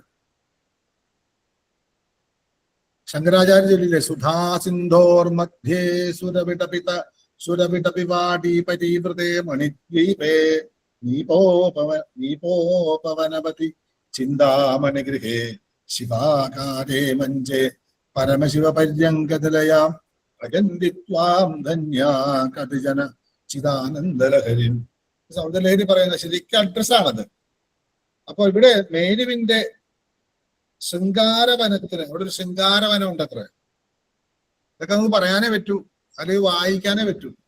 അതിന്റെ വടക്ക് ഭാഗത്ത് ഉത്തര ദിശയിലുള്ള ചിന്താമണി കൊണ്ട് നിർമ്മിച്ച ഗ്രഹം എന്നൊക്കെ പ്രമാണത്തിൽ കാണുന്നുണ്ട്. മറ്റൊരു സ്ഥലത്ത് പറയുന്നു, ദേവന്മാരെല്ലാം തന്റെ ഉപാസനയ്ക്ക് വേണ്ടി എവിടെയാണോ പോകുന്നത്, ഏത് വീട്ടിലേക്കാണോ പോകുന്നത്, ആ വീട് ചിന്താമണി ഗ്രഹമാണ്, അവിടെയാണ് അമ്മ വസിക്കുന്നത് എന്ന് പറയുന്നത്. അപ്പൊ സുമേരു മധ്യശൃംഗസ്ഥ ശ്രീമന്നഗര നായിക ചിന്താമണി ഗൃഹ അന്തസ്ഥ. ആ ഗൃഹത്തിന്റെ അന്തത്തിൽ, ഇവിടെ ചിന്താമണി എന്ന് പറഞ്ഞാൽ മറ്റൊരു തത്വരീതിയിൽ ചിന്തിച്ചാല് ചിന്തകളാകുന്ന മണികൾ, നമ്മുടെ ചിന്തകളുടെ ഉള്ളിന്റെ അതിന്റെ ഗൃഹം, ആ ചിന്താമണി എന്ന് പറയുന്ന ചിന്തകളാകുന്ന മണിയാകുന്ന ആ ഗൃഹം, ആ ഒരു സ്ഥലം അല്ലെ ആ വീട്, ഓരോ ചിന്തയും ഓരോ വീടാ അല്ലെ, അതിന്റെ ഉള്ളിലാണ് അമ്മ ഇരിക്കുന്നത് എന്ന് പറയുമ്പോൾ ചിന്താനാശമാണ് മുക്തി. അപ്പൊ ആ ചിന്തയുടെ പുറകെ പോയി കഴിഞ്ഞാൽ കിട്ടില്ല, ചിന്തയുടെ ഉള്ളിലേക്ക് പോകണം. ഉള്ളിലേക്ക് ചിന്തയില്ലാതെയാവും. അത് പ്രാക്ടീസ് ചെയ്താൽ മനസ്സിലാവും. ചിന്ത മാറാൻ വേണ്ടി ചിന്തിച്ചാൽ വീണ്ടും ചിന്തകൾ ഉണ്ടാകും. എന്നാൽ ചിന്തയുടെ ഉള്ളിലേക്ക് എന്താണ് ഇത് എന്ന് ചിന്തിക്കാൻ തുടങ്ങിയ ചിന്തയെ ഇല്ലാതെയാവും. അവിടെ സ്റ്റഡി ആയിട്ട് നിൽക്കും. അങ്ങനെ ചിന്തകളാകുന്ന മണികളെ കൊണ്ടുള്ള ഗൃഹം, ചിന്തകളുടെ അത്രമാത്രം കോടാനുകൂടി ചിന്തകളാണല്ലോ. അങ്ങനെ എത്ര ചിന്തകളുണ്ട്, ആ ചിന്തയുടെയൊക്കെ ആകത്തുകയായിട്ടുള്ള അതിന്റെ ഉള്ളിലാണ്. അപ്പൊ നമുക്കൊന്നും ചിന്തിക്കാവുന്നതിന്റെയും അപ്പുറമാണ്, ചിന്തകളുടെയും അപ്പുറമാണ് അമ്മയുടെ അവസ്ഥ എന്ന് മനസ്സിലാക്കണം. ചിന്താമണി ഗൃഹാന്തസ്ഥ. അപ്പൊ സുമേരു എന്ന് പറയുന്നത് നമ്മുടെ ഈ ശരീരം തന്നെയാണ്. ഈ ശരീരത്തെ നമ്മൾ പത്മാസനത്തിൽ ഇരുന്നാൽ, അതിനെ ഒരു മേരുവായിട്ട് കൽപ്പിച്ചാൽ, ആ ശരീരത്തിന് ഓരോ സ്ഥലത്തും ഏറ്റവും താഴെ ഭൂപുരം, അതിനുശേഷം 3 വീഥീവൃത്തം, അതിനുശേഷം 16 ദളം, പിന്നെ 8 ദളം, പിന്നെ ഒരു 14 ത്രികോണമുള്ള ഒരു റൗണ്ട്, പിന്നെ 10 ത്രികോണങ്ങളുള്ള 2 റൗണ്ട്, പിന്നെ 8 ത്രികോണം, അതിന്റെ മുകളിൽ ത്രികോണം, ആ ത്രികോണത്തിന്റെ മധ്യത്തിലാണ് ബിന്ദു, അതാണ് സുമേരു മധ്യം, അതാണ് സഹസ്രാരം. അപ്പൊ മൂലാധാരം തൊട്ട് സഹസ്രാരം വരെയുള്ളതിന്റെ പ്രപഞ്ച വീക്ഷണമാണ് മേരുചക്രം എന്ന് പറയുന്നത്. അതില് ഈ ഭൂപുരം എന്ന് പറയുന്ന നമ്മൾ ആ ഏറ്റവും താഴെയുള്ള തലം, അതിനാണ് പ്രകട യോഗിനികൾ ഉള്ളത്. പിന്നെ ഗുപ്ത യോഗിനികള്, ഗുപ്തതര യോഗിനികൾ, അങ്ങനെ ഓരോ അങ്ങനെ നവാവരണങ്ങളുണ്ട്. ഭൂപുരം കഴിഞ്ഞാൽ 16 ദളം, 10 ദളം, ഭൂപുരം കഴിഞ്ഞാൽ 16 ദളം, 8 ദളം, 14 ത്രികോണം, 10 ത്രികോണം, 10 ത്രികോണം, 8 ത്രികോണം, ത്രികോണം, ബിന്ദു, ഇങ്ങനെ 9 തലങ്ങളാണ്. അത് ഈ ശരീരം തന്നെയാണ്. ആ ശരീരത്തിന്റെ ഏറ്റവും മുകളിലുള്ള ആ സുമേരുവാകുന്നതിന്റെ ഏറ്റവും മുകളിലുള്ള അതിന്റെ മധ്യത്തിൽ ഇവിടെ ഇത് ത്രികോണമാണ്. ശിരസ് ശരിക്കും എടുത്താൽ ത്രികോണമാണ്. ആ ത്രികോണത്തിന്റെ അതാണ് ബ്രഹ്മ വിഷ്ണു മഹേശ്വരന്മാരൊക്കെ ശിരസിലാണ്. അതിന് നേരെ മധ്യത്തിലൊരു ശൃംഖമുണ്ട്. ആ ശൃംഖത്തിലാണ് അമ്മ വസിക്കുന്നത്. അവിടെയാണ് ശിവൻ ഉള്ളത്, കാമേശ്വരനായ ശിവൻ. ഏറ്റവും താഴത്തേക്ക് പോന്നാൽ സ്വാധിഷ്ഠാന മൂലാധാരങ്ങൾ എടുത്തു വന്നാൽ അത് കാമദേവനായിട്ട് പാടും. അവിടെയാണ് സൃഷ്ടി, സെക്ഷൽ ഫീലിങ്സ്, ആഗ്രഹങ്ങളൊക്കെ അവിടെയാണ്. എന്തെങ്കിലും ഒരു ആഗ്രഹം നടക്കാതെ പോയാൽ അവിടെയാണ് അസ്വസ്ഥാവുന്നത്. പിന്നീട് തലവേദന വരുള്ളൂ. എന്തെങ്കിലും ഒരു നമുക്ക് വിചാരിക്കാത്തൊരു കാര്യം വന്നാൽ നമ്മൾ വയറ് തടവാൻ തുടങ്ങും. ആകെ അസ്വസ്ഥ, വെപ്രാളം എടുക്കുന്നു. വയറ് തടവിട്ട് ശരിയായില്ലേ അത് നെഞ്ചില്, പിന്നെ അവസാനമാണ് തലയിൽ തരുമ്പോ അല്ലെ. അപ്പൊ സ്വന്തം അടിസ്ഥാനത്തിന്റെ, സ്വന്തം അധിഷ്ഠാനത്തിന്റെ അവിടെയാണ് ഇതിൻ്റെതായിട്ടുള്ള പ്രവൃത്തി നടക്കുന്ന സ്ഥലം. എന്നാൽ സാക്ഷാൽ കാമേശ്വരനായ ശിവൻ ഇവിടെയാണ്. അതുകൊണ്ടാണ് ഇതിൽ തന്നെ പറയും സഹസ്രദളപത്മസ്ഥ സർവവർണോപശോഭിത സർവ ആയുധര ശുക്ല സംസ്ഥിത. സൃഷ്ടിക്ക് കാരണമായ ശുക്ലം നമ്മുടെ എല്ലാം വിചാരം ശരീരത്തിന്റെ ഏറ്റവും അടിഭാഗത്തായിട്ടുള്ള ലിംഗഭാഗത്താണെന്ന് വിചാരിച്ചാൽ അതല്ല. അതിന്റെ സമ്പൂർണ്ണ ഭാവം സഹസ്രാരത്തിലാണ്. അത് കാമമില്ലാത്ത പരിപൂർണ ശുദ്ധ സ്ഫടികം പോലെ ശിവനെ പോലെ ശുദ്ധമാണ്. അതാണ് ശിവകാമേശ്വരൻ. താഴെയുള്ള ആ ഒരു പൗരുഷഭാവം എന്ന് വെച്ചാൽ കാമത്തിനോടൊപ്പം നിൽക്കുകയും അങ്ങനെ അധോരേതസായിട്ട് വെറുതെ പോയിക്കൊണ്ടിരിക്കുന്ന ആ കാമത്തെ ഉപാസിച്ച് ഊർധ്വരേതസാക്കി മുന്നോട്ട് കൊണ്ടുപോകുമ്പോൾ ആ കുണ്ടലിനി ശക്തി ഉയർന്നു വന്ന് ശിവനാകുന്ന കാമേശ്വരന്റെ മടിയിലേക്ക് ഇരിക്കുമ്പോഴാണ് സുധാസാരാഭിവർഷുനി എന്ന് പറയുന്ന ഈ 74,000 നാടുകളിലേക്കും അമൃതപ്ലാവനം പോലെ ചിരഞ്ജീവി അല്ലെ പരമഹംസ പദത്തിലേക്കൊക്കെ എത്താം. അതിന്റെ ഒരു പ്രത്യക്ഷമായിട്ടുള്ളൊരു സ്ഥലവും നഗരവും ഒക്കെ ആയിട്ട് അതുണ്ടാവും. നമുക്ക് ശരീരം ഉള്ളതുപോലെ ബ്രഹ്മാണ്ടത്തിന് ഒരു ശരീരമുണ്ട്. ആ ബ്രഹ്മാണ്ട ശരീരത്തിലെ ഒരു കൊച്ചു കോശം മാത്രമാണ് നമ്മൾ. അങ്ങനെ ചിന്തിക്കുമ്പോൾ വാഗ്ദേവതമാര് പറയുന്നു, ഇങ്ങനെ സുമേരുവിന്റെ മധ്യത്തിലുള്ള സംഘത്തിൽ ശ്രീമത്തായിരിക്കുന്ന നഗരത്തിൽ ചിന്താമണി എന്ന ഗ്രഹത്തിൽ സാക്ഷാൽ കാമേശ്വരനായിരിക്കുന്ന ശിവന്റെ മടിത്തട്ടിൽ അമ്മയിരിക്കുന്നു. അപ്പോ അത് ഒരു ഇരിപ്പും കൂടെ പറയാണ്. ആദ്യം നമ്മൾ പറഞ്ഞു ശിവകാമേശ്വര അംഗസ്ഥ, ശിവനായിരിക്കുന്ന കാമേശ്വരന്റെ വഴി. പിന്നെ പറയുന്നു സുമേരു മധ്യശൃംഗസ്ഥ, അതും നമുക്ക് മനസ്സിലായി. പിന്നെ ചിന്താമണി ഗൃഹ അന്തസ്ഥ, അവിടെ അമ്മ ഇരിക്കുകയാണ്. ഇനി അമ്മ എവിടെയാണ് സ്ഥിതി ചെയ്യുന്നത് എന്ന് ഒന്നും കൂടെ പറഞ്ഞുകൊണ്ട് ആ ശ്ലോകം തീരുക. എന്താണ്? പഞ്ചബ്രഹ്മാസന സ്ഥിത. അപ്പൊ അമ്മയുടെ ഇരിപ്പ് ശിവന്റെ മടിത്തട്ടിലാണ്. അത് ശിവൻ കിടക്കാം, ശിവൻ ഇരിക്കാം, അതായത് ശിവന്റെ മടിയിൽ കയറിയിട്ടാണ് ഇരിപ്പ്. അവിടെ പഞ്ചബ്രഹ്മം എന്നാണ് പറയുക. അതിന് ഒരുപാട് വിശദീകരിക്കേണ്ട ഒരു മന്ത്രമാണ്. അതായത് അമ്മയുടെ ഒരു പീഠം, അമ്മ ശിവന്റെ മടിയിലാണെങ്കിലും ശിവന്റെ പുറത്താണെങ്കിലും അതൊരു പീഠം വേണം. ഇരിക്കാൻ പീഠം വേണ്ട, വെറുതെ നിലത്ത് കിടക്കാൻ പറ്റും. അതൊരു കട്ടിലായിട്ട് കണക്കാക്കിയാൽ, അല്ലെങ്കിൽ ഒരു വലിയ പീഠമായിട്ട് സിംഹാസനമായിട്ട് കണക്കാക്കിയാൽ ആ സിംഹാസനത്തിന് പറയുന്ന പേരാണ് പഞ്ചബ്രഹ്മാസനം. 5 ബ്രഹ്മം, പഞ്ചബ്രഹ്മം എന്നൊക്കെ നമ്മൾ കേട്ടിട്ടുണ്ട്. അങ്ങനെ ഇതിനെ വ്യാഖ്യാനിക്കും. ഈശാന സർവവിദ്യാനാം ഈശ്വര സർവഭൂതാനാം എന്ന് പറഞ്ഞിട്ടുള്ള ശിവന്റെ പഞ്ചതത്വത്തിന് പകരമുള്ള പഞ്ചബ്രഹ്മം. ആ പഞ്ചബ്രഹ്മത്തിന്റെയും മുകളിലാണ് ഇരിക്കണമെന്ന് വേണമെങ്കിൽ പറയാം. അതും തന്ത്രത്തിന് വിരുദ്ധമല്ല. എന്നാൽ ഇവിടെ ശാസ്ത്രങ്ങളിൽ പറയുന്നു അമ്മ ഇരിക്കുന്ന ആ പീഠത്തിന്റെ 4 കാലുകളുണ്ട്. തെക്ക് കിഴക്ക് ഒരു കാല്, അതുപോലെ തെക്ക് പടിഞ്ഞാറ് ഒരു കാല്, വടക്ക് പടിഞ്ഞാറ് ഒരു കാല്, വടക്ക് കിഴക്ക്, ഇങ്ങനെ 4 കാലുകള് ആ പരബ്രഹ്മത്തിന്റെ സാക്ഷാൽ അമ്മയുടെ ഇച്ഛാശക്തി പ്രകാരം സ്തംഭങ്ങളായി പരിണമിച്ചു. അമ്മയ്ക്ക് ഇരിക്കേണ്ടതായ ഭാവത്തിൽ ആ പരബ്രഹ്മം 5 ഭാവത്തിൽ പരിണമിച്ചു.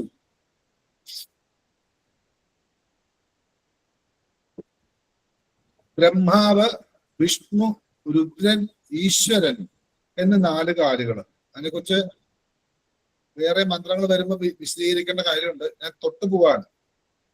അത് ഇന്ന കോണില് ബ്രഹ്മാവ്, നിരവധി കോണിൽ ബ്രഹ്മാവ്, അഗ്നികോണിലെ വിഷ്ണു, അങ്ങനെ പറഞ്ഞിട്ട് 4 കാലുകളായിട്ട് നടുവിൽ സാക്ഷാൽ ആ ദേവന്റെ രൂപമായിട്ടും മുകളിലും താഴെയും സ്തംഭരൂപത്തിലും ആണ് ആ കാലുകൾ എന്ന് പറയും.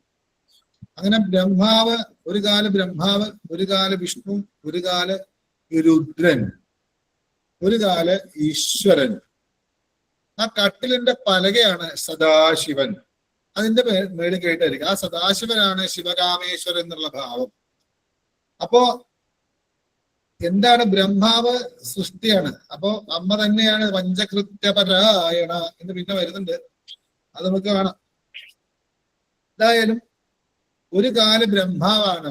ബ്രഹ്മാവ് തന്നെ അമ്മയുടെ ഇരിക്കാനുള്ള പീഠത്തിന്റെ കാലായിട്ട് പരിണമിച്ച് നടുക്ക് തന്റെ രൂപത്തിലും തന്റെ മുകളിലും താഴോട്ടും സ്തംഭരൂപത്തിലും തൂണിന്റെ രൂപത്തിലുമായി നിന്നു കൊടുത്തു. ഒന്ന് വിഷ്ണു അതുപോലെ. പിന്നെ ശിവൻ 3 പിരിഞ്ഞു. ഒന്ന് രുദ്രനായിട്ടും, 2 ഈശ്വരനായിട്ടും, 3 സദാശിവനായിട്ടും. ഈ 5 പേരുടെ മുകളിൽ, അതാണ് പഞ്ചപ്രേതാസനാസീന പഞ്ചബ്രഹ്മസ്വരൂപിണി. അത് വരുന്നുണ്ട്, ആ സമയത്ത് കുറച്ചും കൂടെ വിശദീകരിക്കാം. അങ്ങനെ ബ്രഹ്മാവ്, വിഷ്ണു, രുദ്രൻ, ഈശ്വരൻ, സദാശിവൻ എന്ന് പറയുന്ന പഞ്ചബ്രഹ്മം, ആ പഞ്ചബ്രഹ്മം ആസനമാക്കിക്കൊണ്ട്, ഇരിപ്പിടമാക്കിക്കൊണ്ട് അതിന്റെ മുകളിലാണ് ഇരിക്കുന്നത്. ഇത് ഭദ്രകാളിയുടെ പൂജയ്ക്കൊക്കെ ബ്രഹ്മവിഷ്ണു ശിവാത്മകായ പ്രേതാസനായ നമാനൊക്കെ നമ്മൾ പൂജിക്കാറുണ്ട് സമഷ്ടിയായിട്ട്. അപ്പൊ ബ്രഹ്മ വിഷ്ണു ശിവ ആത്മകായ പ്രേതവ, ബ്രഹ്മാവും വിഷ്ണുവും ശിവനും, പിന്നെ ശിവന്റെ 2-3 ഭാവവും കൂടെ ചേർത്തിട്ട് പ്രകർഷേണ ഇതമായി പ്രത്യേക തരത്തിൽ ഭവിച്ച ആസനത്തിൽ ഇരിക്കുന്നവൾ, അത് തന്നെയാണ് പഞ്ചബ്രഹ്മാസനസ്ഥിത. കാളിക്ക് എന്തുകൊണ്ട് അങ്ങനെ ചോദിച്ചാൽ, കാളി എന്ന് പറയുന്ന ദശമഹാവിദ്യയിലെ ആദ്യത്തെ വിദ്യയാണ് കാളി വിദ്യ. ആ ശ്രീവിദ്യാ സമ്പ്രദായത്തിൽ ദശമഹാവിദ്യയിലെ ഏറ്റവും പ്രധാനപ്പെട്ട വിദ്യയാണ് കാളി. കേരളത്തിൽ അത്ര പ്രാധാന്യം ഇല്ലാന്ന്. എന്തായാലും ഈ ബ്രഹ്മാവ്, വിഷ്ണു, രുദ്രൻ, ഈശ്വരൻ, സദാശിവൻ എന്ന് പറയുന്ന തരത്തിൽ 4 കാലുകളായും കട്ടിൽ പലകയായിട്ടും ഉള്ള ആ ആസനത്തിൽ ഇരിക്കുന്നവളാണ്. അപ്പൊ അങ്ങനെയുള്ള അതിന്റെ കട്ടിൽ പലക എന്ന് പറയുന്നത് സദാശിവ. ചില ഗ്രന്ഥങ്ങളിൽ പറയുന്നു എന്താണ്,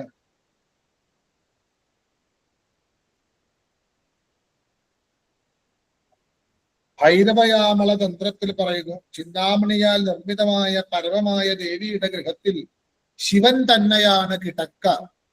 അങ്ങനെ ഒരു വ്യാഖ്യാനമുണ്ട്. ശിവൻ കിടക്കയായിട്ട് മാറി, ഈശാനൻ തലയിണയായി.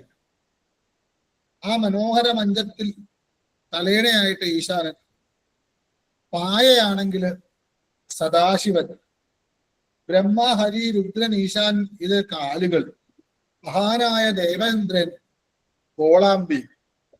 ഇങ്ങനെ ത്രിപുരസുന്ദരിയുടെ വർണ്ണിക്കുന്ന ഭൈരവയാമത്തിൽ പറയുന്നുണ്ട്. ഇതൊക്കെ ഓരോരുത്തരുടെ ആലങ്കാരികമാവാം. എന്തായാലും ഈ പ്രപഞ്ചത്തിന്റെ, ഒരു ബ്രഹ്മാണ്ടത്തിന്റെ അല്ല, കോടാനുകോടി ബ്രഹ്മാണ്ടങ്ങളെ മുഴുവനും സൃഷ്ടിക്കാനും അതിനെ സ്ഥിതി ചെയ്യിക്കുന്നതും പിന്നെ എന്താ, രുദ്രന്റെ അവസാനത്തെ സംഹാരാണ്. അപ്പൊ ഈശ്വരനോ അത് തിരോധാനാണ്. അപ്പൊ സദാശിവനോ അനുഗ്രഹമാണ്. അപ്പൊ രുദ്രൻ ആണ് സംഹരിക്കുക, ഈശ്വരന്റെ ജോലി സംഹരിക്കലല്ല, തിരോധാനാണ്.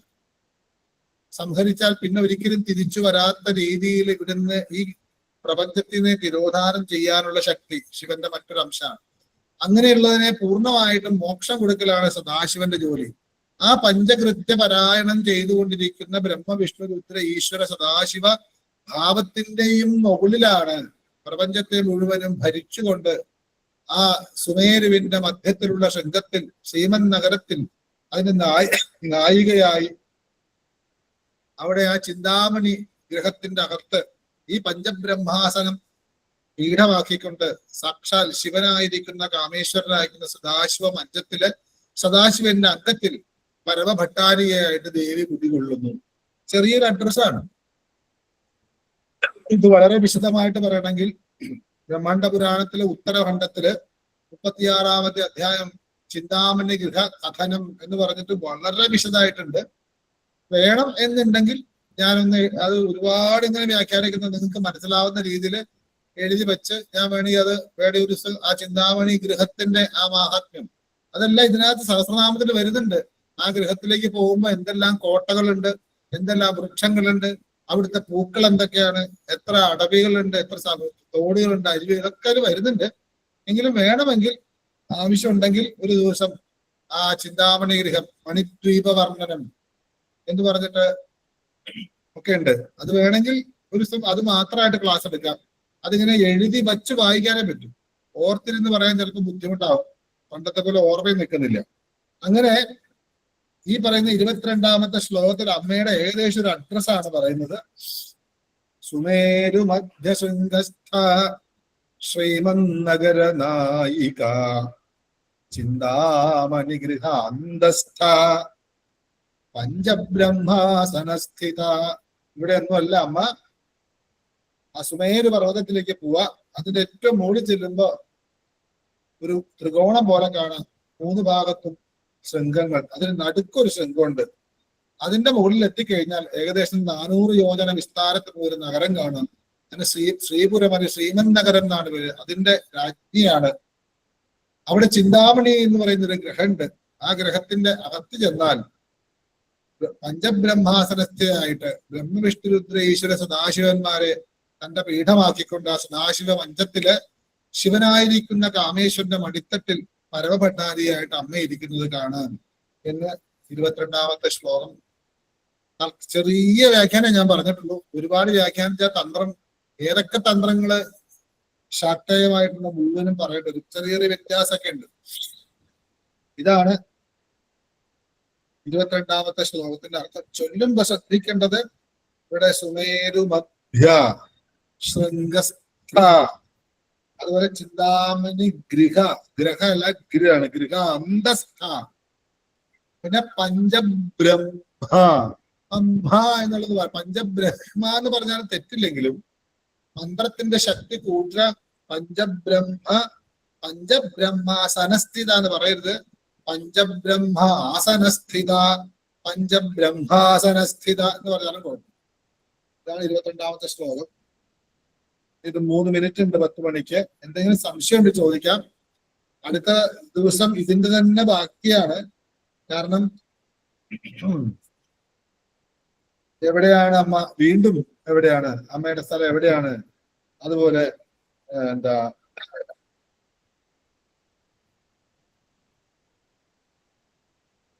അമ്മ ഇരിക്കുന്നതിന്റെ അവിടുത്തെ പൂന്തോട്ടം എന്തൊക്കെയാണ്, അവിടെ തടാകങ്ങളുണ്ടോ, അവിടെ അമ്മയ്ക്ക് പറയുന്ന പേരെന്താണ്, അമ്മയെ ആശ്രയിച്ചാൽ എന്താണ് കിട്ടുക, ഇതൊക്കെ ഇങ്ങനെ പശുന്യാദി വാഗ്ദേവതമാർ അമ്മയെ കണ്ടുകൊണ്ട് ആ ഒരു ഭക്തൻ അല്ലെങ്കിൽ ഒരു സാധകൻ അവിടെ എത്തിയാൽ ഉണ്ടാവുന്ന രീതി ചിന്തിച്ചുകൊണ്ട് പറഞ്ഞിട്ടുള്ളതാണ് ആ 23ാമത്തെ ശ്ലോകം. അതൊക്കെ അടുത്ത ദിവസം ചിന്തിക്കാം. ഇത് നിങ്ങൾക്ക് മനസ്സിലായി എന്ന് വിചാരിക്കുന്നു.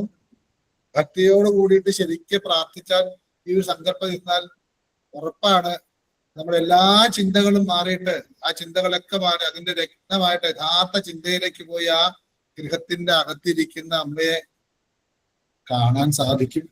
വിശ്വസിച്ച് ഏകാഗ്രതയോടുകൂടി പ്രാർത്ഥിക്കാം. ഇതൊക്കെ ഉണ്ട് എന്ന് വിശ്വസിക്കുകയാണ് നമുക്ക് ഏറ്റവും സന്തോഷം തരാം. വേറെ എന്തെങ്കിലും പറയാനില്ലെങ്കിൽ, ചോദിക്കാനില്ലെങ്കിൽ നമുക്ക് ക്ലാസ് നിർത്താം. പിന്നെ ക്ലാസ്സിനെ കുറിച്ചുള്ള അഭിപ്രായങ്ങൾ അത് എത്ര നെഗറ്റീവ് ആണെങ്കിലും പോസിറ്റീവ് ആണെങ്കിലും ഗ്രൂപ്പിലൊക്കെ ഒന്ന് ഇടുന്നത് നല്ലതാണ്. എനിക്കും ശ്രദ്ധിക്കാം. എവിടെയെങ്കിലും ഞാൻ ശ്രദ്ധിക്കേണ്ടതായിട്ടുണ്ടെങ്കിൽ അതും പറഞ്ഞാൽ, അത്രയൊന്നും അറിവില്ലെങ്കിലും അടുത്ത ക്ലാസ്സിൽ എനിക്കും നിങ്ങൾക്ക് ഏത് തരത്തിലാണ് വേണ്ടത് എന്ന രീതിയിൽ എനിക്ക് മനസ്സിലായിട്ട് ക്ലാസ് എടുക്കാൻ പറ്റും. അപ്പൊ എല്ലാവരും പറയും ഇങ്ങനെയാണ്.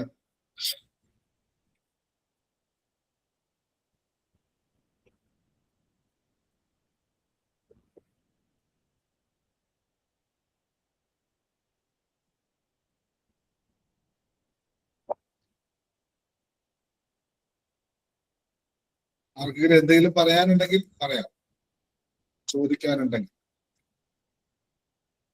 ഇത് തന്നെ മനസ്സിലാക്കാൻ ബുദ്ധിമുട്ടുള്ളവർക്ക് ബ്രഹ്മാണ്ഡ പുരാണത്തിലെ ഈ പറഞ്ഞ ഭാഗമൊക്കെ വായിച്ചു നോക്കാന്ന് പറഞ്ഞാൽ ഒട്ടൊന്നും മനസ്സിലാവില്ല.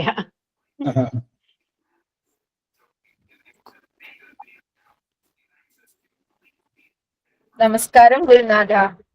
നമസ്കാരം. അത് പഞ്ചബ്രഹ്മാസന സ്ഥിത എന്ന് പറഞ്ഞതില് ചില ബുക്കുകളില് ഇപ്പൊ ബ്രഹ്മ, വിഷ്ണു, രുദ്രൻ, ഈശ്വരൻ എന്ന് പറയുന്നിടത്തിൽ ഈശാനൻ എന്ന് കൊടുത്തിട്ടുണ്ട്. അത് എത്രത്തോളം അത് കറക്റ്റ് ആണോ? ഈശ്വരനാണ്. കാരണം ലളിതാ സഹസ്രനാമത്തിൽ തന്നെ വരുന്നുണ്ട്, ബ്രഹ്മണ്യേ സൃഷ്ടികർത്തേ നമ, ബ്രഹ്മണ്യേ നമ, അല്ലെ? ഗോപ്ത്രേ നമ, ഗോവിന്ദ രൂപിണ്യേ നമ, സംഹാരിണ്യേ നമ, രുദ്രരൂപായേ നമ, തിരോധാനകര്यै നമ, ഈശ്വര്यै നമ എന്ന് തന്നെയാണ്. ഈശാനൻ ശിവൻ തന്നെയാണ്. ആ ദിക്ക് തന്നെയാണ് ഈശ്വരന്റെ സ്ഥാനവും. ആ സ്തംഭം ഈശാനൻ തന്നെയാണ്. പക്ഷെ ഈശാനൻ എന്ന് പറയുന്ന അതിന്റെ തത്വം വേറെ വരാം. ഈശ്വരൻ ആണ്. തിരോധാനകര്यै നമ, ഈശ്വര്यै നമ, സദാശിവായ നമ, അനുഗ്രഹദായ നമ എന്ന് വരുന്നുണ്ട്. അപ്പൊ അത് തിരോധാനകര്यै ഈശ്വരിയാണ്. ഈശാനൻ എന്ന് ഞാൻ കേട്ടിട്ടില്ല. ഈശാനൻ ഈശാന്യൈ നമ എന്ന് പറയേണ്ട വരും അവിടെ മന്ത്രത്തിൽ. അപ്പൊ ഈശ്വരിയാണ് ഞാൻ കേട്ടിട്ടുള്ളതും. എല്ലാ സഹസ്രനാമങ്ങളിലും ഈശ്വരി എന്നാണ് കേട്ടിട്ടുള്ളത്. ബ്രഹ്മ വിഷ്ണു രുദ്ര മഹേശ്വര എന്നാണ്. ബ്രഹ്മ വിഷ്ണു രുദ്ര മഹേശ്വര, പിന്നെ സദാശിവൻ. ശരി ഗുരുനാഥ. നെയ്വിളക്ക് എന്ന് പറഞ്ഞ ഒരു ബുക്കിലാണ് ഇതിങ്ങനെ ഈശാനൻ എന്നുള്ളത് വായിച്ചിട്ടുണ്ടായിരുന്നത്. അല്ല, ഒരുപാട് പ്രിന്റിംഗ് മിസ്റ്റേക്കും തോന്നിവാസം എഴുതുന്ന ഒരുപാടുണ്ട്. ഇപ്പൊ ഏതാ ശരി തെറ്റെന്ന് മനസ്സിലാക്കാൻ പറ്റാത്ത കാലഘട്ടമാണ്.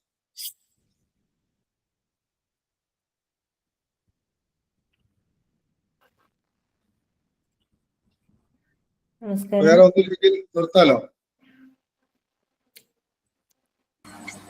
അതെ, നിർത്താം. എല്ലാവർക്കും നമസ്കാരം.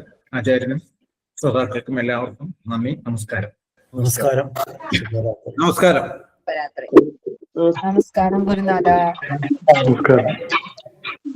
നമസ്കാരം. ശുഭരാത്രി. ആചാര്യ നമസ്കാരം. നമസ്കാരം.